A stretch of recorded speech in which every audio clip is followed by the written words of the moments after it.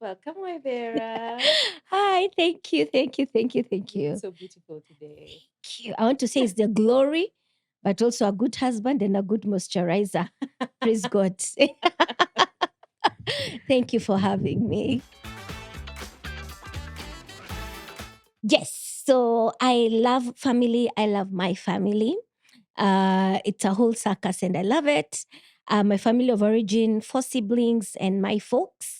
By God's grace, my father rested. He was and still remains my best friend. Um, a good relationship. I would go on and on about him. But what I love about him is that what he was at home is what he was to the world. So, same man. I am glad when I walk in these streets and see his legacy in places that we would take for granted. For example, sitting places that was in his plan, having streets on Mamangina before. Can you believe it used to be Matatu area? Mr. Kibinda did his thing. So I carry my father's name with a lot of pride. And so then I got married to a lovely gentleman called Eric Gitao, but known as Maxi. If you call him Eric, you'll be like, who that? So we got married 13 years ago. We'll be 14 this year. Guy, wow, 14. Yeah. And we're blessed with 2 children. Our crown prince, we call him crown prince, he's 12 years old. And our Minji, the sunshine, I find myself, I'm raising myself. She's turning 7. And that was just the beginning of a new blossoming marriage. I like talking about this because then it's also not very what it's me. I say I'm an open book. So we got married 18 months later. I packed my things, he packed his things. We said, kila mtu arudi kwa mamake, okay? So this is for an international audience also. So everybody, I'm done, out, exit the WhatsApp group. 18 months after a big, lovely wedding. So I always joke with young brides. I tell them, yes, our wedding, your marriage. So what we want, we'll want. But it's amazing when you run away from God and you have Jonah moments. He says, yeah, just do you, do you. I came back, submitted. And 4 years, God reunited us. And so I said, I've been married to the same man twice. I love my rings because I'm wearing twice. And yeah, it's been a beautiful, beautiful journey after that. But I always say the second half of the game is the sweetest, but it's also the one where the devil comes himself. He doesn't send interns on this one, he comes himself. So, yes, you see, I can talk about family for on and on. So, that is it, me and my family. Part of that has made me into a parenting coach, supporting first time moms. I do so many things. I feel like I'm an octopus because specialization is for insects. Take that is for free, quote it at Yale. But yeah, that's a bit about me and my family.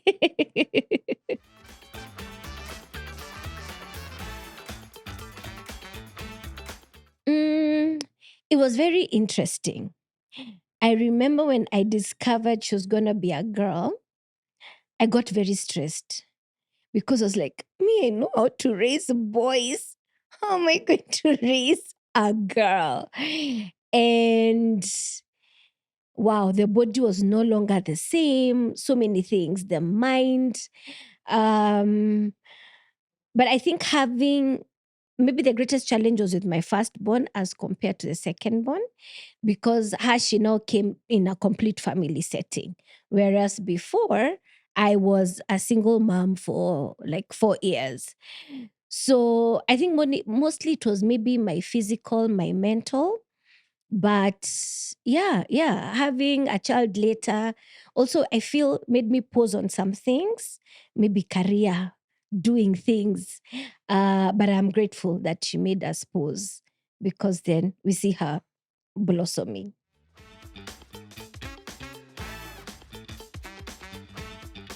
Imagine, like life is hard, choose your hard, I chose politics. Like, surely. So when I connect my dots, and I think I don't owe anyone an explanation, but I didn't just wake up one day and say, I'm headed to politics.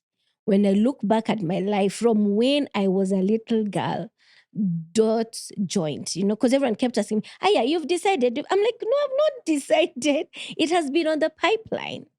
So I remember so my father and I, almost every cycle of every election year, we will talk about politics. And he was very good at it because Muranga is our home county. I'm from Muranga, and it's very close to my heart even now. And that's why I vied in Muranga. So with the Farmers Party of Kenya clearly still representing the party with our green color. But in 2021, yes, it was 2021, I remember going to visit him and I'm telling him, Papa, I'm going to vie for this. He says, you go ahead. And for the first time, he tells me, go ahead and I will support you. That is in 2021. So I'm like, okay, it's good. I didn't know how to set the ball rolling. After all, this is dad. It is sorted to be taken care of. And then in 2021, August, he rested. And I remember in September, that conversation came into my mind like a thunderbolt. For he said he's going to do this, so do it. I'm grateful for a supportive family. My husband, he didn't even argue. He knew. Maybe happy wife, happy life. But he knew that this was a long way coming, and then got into politics, being an aspirant, being a runner. And it was the most fantastic thing ever. The adrenaline, meeting God's people, meeting needs, not all of them. Also, because I don't know how I did it. And today, when I was reflecting about that, I'm like, if you can do it on your own budget, it's a hobby. But if you can do it on God's budget, then that's for God's glory. And that was it. Me, Amia. People will know me because of either my surname or they have seen me in some social setting. But yes, it was amazing. Would I do it again? I don't know. But yes, and give me insight now as a Christian. When you're told, be courageous, be bold, what does this mean? This is what it looks like. So being a Christian in politics. So let me tell you a small joke. In early this year, I met someone who was on my team. And we're just having tea, continually, debunking, talking about the process, what could be done better. And he told me, whether I know you are not vying, you are not running for office. I was like, why? I was running. He said, you were running a fellowship. Because my politics were clean. It's not handouts, it's meet people at their needs and seeing the drama that we as Wajiko embrace and forgetting true leadership. Now that aches me and makes me very angry. But yes, I ran for office. That was your question and why I have answered.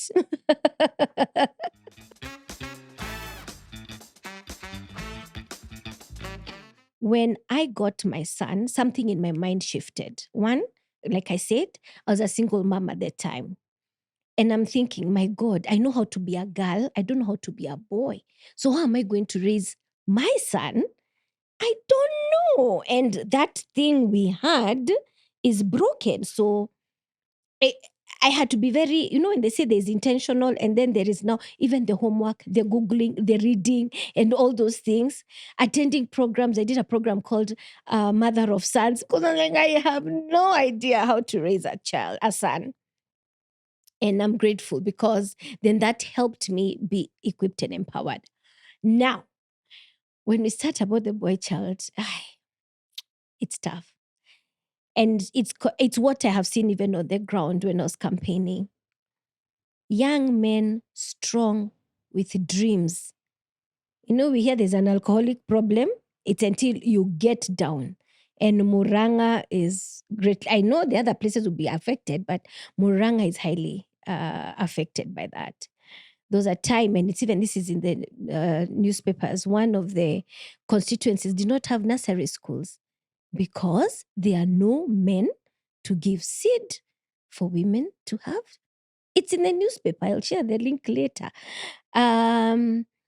So, and those, it's unfortunate that politicians use these young men as hooligans, as mobs, as goons, and baiting them with cheap alcohol. It is sad. So, it's just, for me, it's in the order of things. God created man and then we came. So, he is responsible. Man is responsible to report to his direct report, CEO, to him. But the world has cut the boy child or male inclusion. We have, I remember I was in primary school when all of a sudden Beijing feminism stories are happening, and I was thinking, wow, seeing the Martha Caruas of this world, Oriero go, and all the foreigners. And I think there was a conversation to be had at that time, and it was good. But unfortunately, we did it at the expense of another child. Simon Bevy, who runs a program called Man Enough, did research, and I really look up to him in this fatherhood conversation. Again, because me, I know to be a woman, I don't know how to be a dad. So that's why I say I'm an advocate. I will knock doors. I will do what I need to do. And he said he did research. One of the researches he did was, again, my people, and he did with Mungiki, 200 young men. And out of the 200 people, only 2 were from a complete household. The rest were from single household families. First of all, I have no issues with single parents. I have been there, so they can't shoot me. I have walked that shoe. Single families, absent dads. That's what he says. Fathers were absent. Therefore, you have a gang that is suffering further issues. He went again to, was it industrial prison? I think that's what it's called. Did research. 80% of the men in prison are from single household families. Anyway, absent fathers. So that if that already does not make you think, what's the problem? That's an issue. Then we come and we say, education first. Most girls' schools, like I can mention a few, and it's all in the public domain, have most boys' schools have been closed down and turned into girls' schools. So we say children have an access to health, education, blah, blah, blah. Then you're taking education away from one gender. We decide to go to university. Me and this guy called Kamau have been at it, we've been going to school, nini, nini. We all get 64 points. But because I am a girl, university accepts me and throws away or throws up Kamau because he's a guy, and the cutoff point for guys is 65 or 70. We would have done the same course. Are we not just, cutting them at their legs? Everywhere you turn, there is something that's fighting against our sons. And having one myself makes it even more, I am more vibrant about it. I'm more about knocking doors, changing lives, changing policies, about boy child and male inclusion. If you really want to have success, we are talking about now women, gender in conversation. Male inclusion is important. Having them as allies, speaking for you at the table because they have the mic. Yes, you're saying, bring your seat at the table, madam. Yes, you can be the table, you can be the everything, but using your soft power at the table is very important. I did something last year in one of my mentorship programs, and again in Moranga. And it was just an Uber idea for just pack a cleanup startup kit for the boys you're going to meet. And in that kit was a shaver, were pens, boxers, I think soap, deodorant, if I'm not wrong. Yes. And we took. Even the male teachers were surprised. They were like, most of these boys have never worn a boxer. I'm like, boxer. Like, here in urban setting, you think it's a normal thing, but giving that boy that dignity gives him the confidence even to do more and more. So first, now that I have the mic, please, male inclusion, boy child is important in those conversations. having safe spaces for them. For example, now we are talking, they're saying, alcoholism, alcoholism. Then we are fine, we see it, we take the mic away. How about we have rehabilitation centers and say, finish this, get into a TVET, equip you, be strong, go start families, stable families.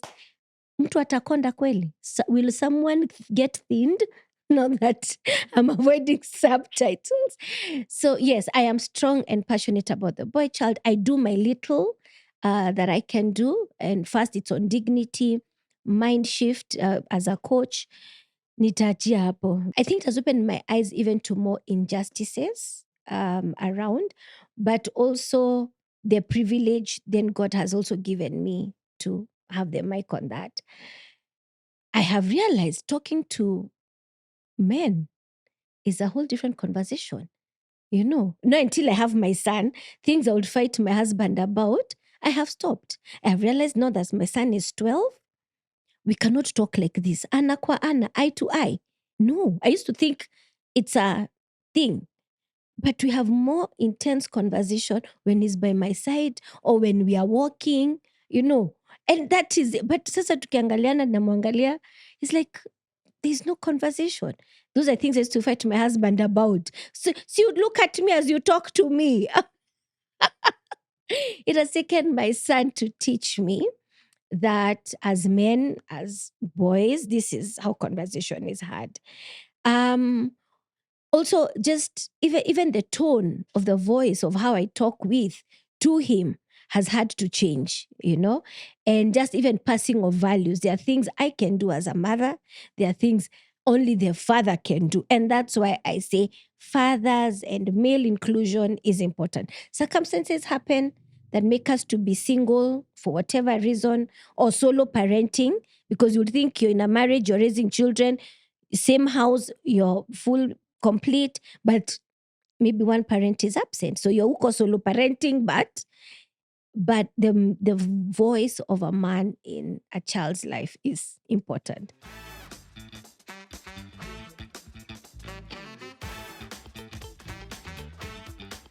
I think it's actually more inversely. My parenting has affected my leadership journey because one, I have to be authentic. I have to be vulnerable. And when we were starting, I told you what people would say about my dad outside is what I knew him as, or is what we knew him as a father. So there's no way I can be a superstar outside, shining on global stages, and yet my children have a different explanation of who mommy is or what she does. So my parenting has made me more authentic, more vulnerable, more self-aware.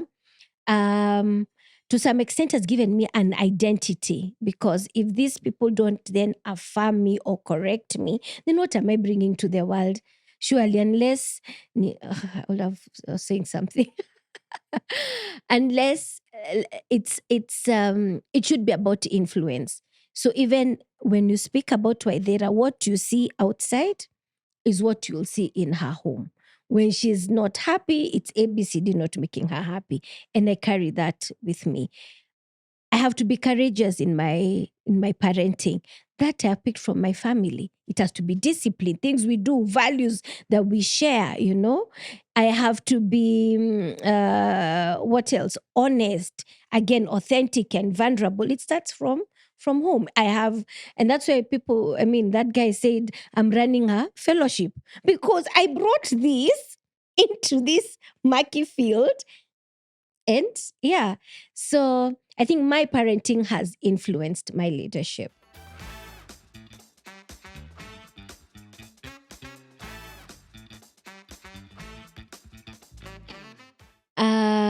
Mama, I know you want it all. You want it all. You want the career. You want the picture perfect family. You want the money. You want the disciplined children. But they all don't come at the same time. I've learned that. I have reconciled the fact for me that I was on a trajectory of some sort in career, in development, and probably would be seated somewhere making bigger policy issues. But I had to pause for the sake of my family, my children. And now, 12 years later, 7 years later, I'm able to see the fruits. Am I perfect? No. Is there work still to be done? Yes. But I want to say this, and maybe feminists will come for my neck.